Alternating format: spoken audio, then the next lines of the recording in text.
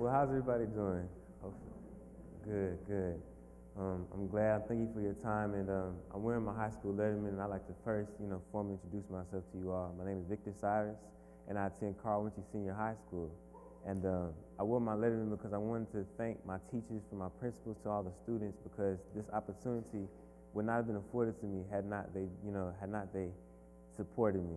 And I'd like to first, thank Mr. Hine and his family for this conference, this wonderful platform, and the great men and women who will be coming out to, share their passions and share with you their visions.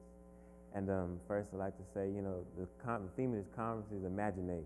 And what you imagine, you create. And so for a moment, I just like to share with you through my imagination the world that I will create. And it's not a perfect world, but it's an imperfect world seeking perfection, because that is the whole pursuit of perfection. And so I just like to imagine with you. I imagine a time when the word change is not just a campaign slogan, a time when change is a virtue that we hold not only to be self-evident, but to be openly expressive. I imagine a time when great young men and women from humble beginnings leave legacies of greatness. I imagine a time where we can sit and fellowship with each other and not worry about our jobs or what hinders us, not worry about our difference, but see the beauty in our differences and respect one another for that. I imagine a time we are judged by not just the content of our character, but the content of our context, our makeup. We begin to see our originality and our individuality. That's the world that I somewhat imagine. And some may say that the world I imagine is one only seen through rose-covered glasses. But in fact, the clothes that we all wear were inspired by imagination, fashion. And it is through that and with that hope that I know that the world that I imagine will first start with me. But not my race, not my voice, not my vanity, not my personality. Yes, those are things that are part of me, but that's not the me that I'm talking about. The M-E that I'm talking about is meaning every day. That's the world, that's the meaning that this world needs, is meaning every day. And meaning starts with one simple decision. And since I feel comfortable with most of you guys, tell you a little bit about myself, and that one decision can change your life forever. Before I was born, my mother was in Desert Storm, and she participated at that time as an E4 specialist in the military. And at the time, she experienced hardships many of us may never know. And she heard Scud missiles so close that when it hit, your chest vibrated.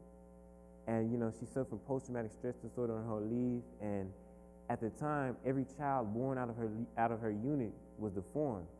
And so she didn't want children at the time, but then she had to struggle with the fact that if I have this child, he could become deformed and he may never be looked at as normal. He may never be perceived for who he is, but by his defect, by his handicap. But thankfully, I'm here before you today. And she made the decision to have me. And so on that scale, we can see one small decision to be very powerful when we see it as man, but one small decision to pick up a piece of trash off the floor and throw it away even though it's not yours. Can we see that as powerful? Can we see holding the door open for your elders, holding the door open for a young woman, holding the door open for a peer? Can we see that as significant? And I realize when looking at significance, it all goes to perspective and what you see to be significant, what you see to hold meaning. But many times it's the very thing that you don't see to hold meaning that holds the most meaning. Those things that have the greatest impact on a person's life. I was thinking back there, what should I say to you? What can I say to have the most meaning? How can I present this to you the best way? Because I want to share with you my heart, my passion, not just have another speech, but have a conversation that you can see that this is something that I really thought about and I really wanted to impact your lives. The man, there's another speaker that you're going to hear, and I was telling him how nervous I was going to be, how nervous I was. I was sweating bullets back there. And he told me, he stopped and he said, people didn't come to hear great speakers, but they came to hear and meet great people, connect with great people.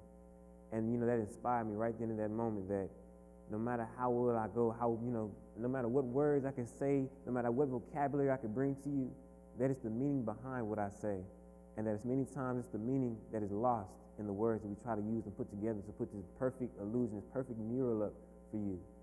So today I want to talk about the meaning in that. And I talked about, I told Mr. Hahn how I grew up watching shows like Leave It to Beaver. And to me, that was the show. It was black and white, but that was everything that I knew. And it wasn't until I went to school that I found out not everybody watches Leave It to Beaver. So And so for me, that was, it's kind of a culture shock, like, oh, I didn't know that, so I kind of kept that on the low. And but I realized that even watching those shows and looking back on it and seeing those moments, that it created subliminal messages for me that I wanted to have a family when I grew up. That, I'm an older brother and I have a younger sibling, and that I found myself wanting to be Wally off of Leave It to Beaver. There's the Beav, and Beav had an older brother, and he would always ask Wally, hey, what should I do? Hey, what do you think I should do for this? And so subliminally, I wanted to be Wally to my little brother. I wanted to be that perfect image of an older brother, what he should look forward to. I want to be that example for him. And in trying to be that example for him, I was that example for others, friends. When I went to school, I was that older brother to them because I wanted my younger brother to go to school and say, hey, they know my brother and they respect him for who he was. And knowing that who I am does not define me, but what I do defines me. And so knowing these things and looking at meaning and wanting to be the perfect person, I realized that being a perfect person is really recognizing my flaws and knowing that I want to be perfect, but knowing that I'm not perfect, but it's my pursuit to be perfect that makes me a good person. And it's those small things that create meaning, because people will look at you and they'll be like, wow, you have it all going, you have it all together, you have it, down packed. And really I can say, no, I'm just a product of what other people poured into me. I'm a product of my mother, I'm a product of my father, I'm a product of my teachers saying, hey, you can do better. Hey, I know this grade isn't the best, but there's greatness in you. Seeing people say, hey, you can do better, that made me want to say, hey, I want to help somebody else. I want to impact their lives. But when I say, something simple like, hey, can you help me find the restroom? That doesn't look like I'm really impacting somebody's life by telling them where the restroom is, or telling them, hey, do you need help finding your class? Hey, what can I do for you? Or, hey, are you okay today? Looking at a smile and saying, wow, that's really significant, just smiling at somebody. It doesn't sound significant when you do it. Sometimes it feels a little awkward smiling when you don't feel like it. But somebody needs your smile. Somebody needs to see you happy. And they may not know what's going on at home. You can have the horrible, just have the worst day, everything just horrible. I thought about dropping this mirror. But when I thought about it, even if I dropped the mirror, that even a broken mirror can still hold a reflection. And that no matter how it happens, no matter what happens, that as long as I hold the mirror out here for you to see your reflection and not mine, that I'm doing you a service. I'm doing you a greater service. And that's better than I could ever do to myself, because as long as I turn the mirror this way and I hold it right here, I can't see your beautiful faces behind it. I can't see you.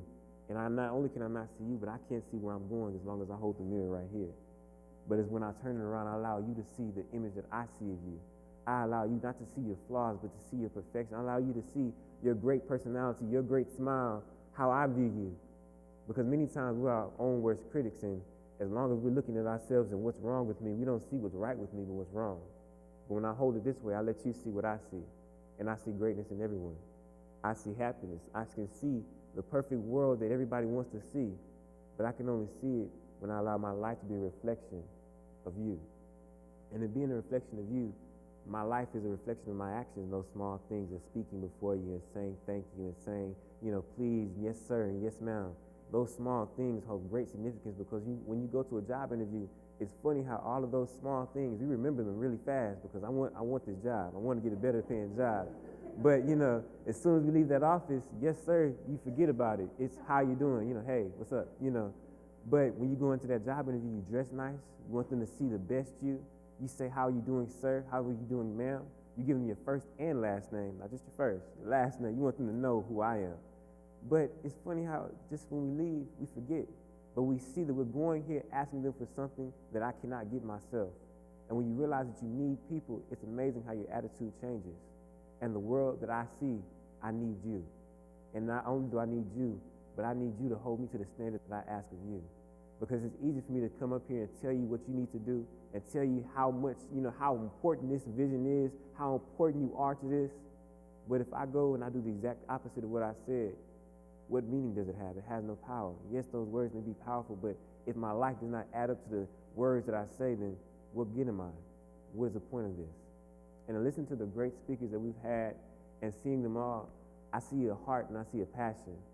They have great passions behind what they're saying, because they see it so vividly and they hold themselves to that standard that when they walk out here, yes, they're nervous, but yes, they want you to see that I love what I have to say. And they're not just presenting to you problems, but the solutions to those problems. And they're saying that we can do it together. And with everything that will be going on today, I just thank you all for listening Thank you for what you had to say, and I hope that when you walk out of here, that you begin to realize that your life, you are a mirror, and your life is a reflection of your actions. And when people see you, don't allow them just to see you, but to see themselves, to see what you see, to see greatness. Thank you.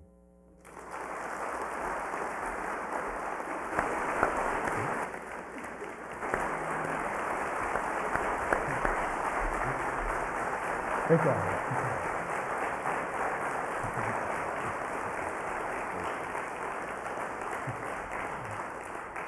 Very interesting. So you can live a life of meaning by everything that you do because it all reflects who you are. Yes, sir. Wow. And even your father, when I was preparing for the speech, he asked me, he said, what is integrity, what is humility, and what is smiling? What separates you from a Walmart greeter? And I had to think about it. It's like, well, I like, it's good to know I have a job, but what is that?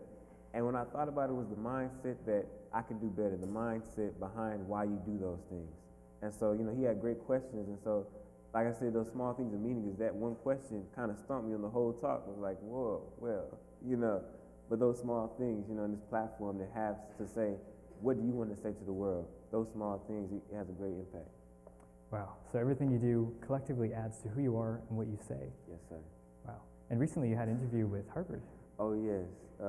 That's why I could relate to the yes ma'am and yes sir, how important it becomes, because I had an interview with Harvard, and I went and I told, students when I applied, and I remember telling, even the man that I was interviewing me, I said, the idea of somebody that they know going to Harvard inspired them. And I said, just the idea of me applying, how much more can I do when I get in? And it was that small thing that let him know that, yes, this is a great accomplishment for me, but I can see that it inspires people to know that I can do it too. And to know that somebody that I knew and grew up with, that they won't be corrupted, but that they'll remember me. That does a lot. And so that interview, I walked away happy, and I was like, it was an ecstatic moment, but I realized that even in that moment that I was doing something for the people around me and not just my family. Interesting. Wow. Thank you. Thank you very much.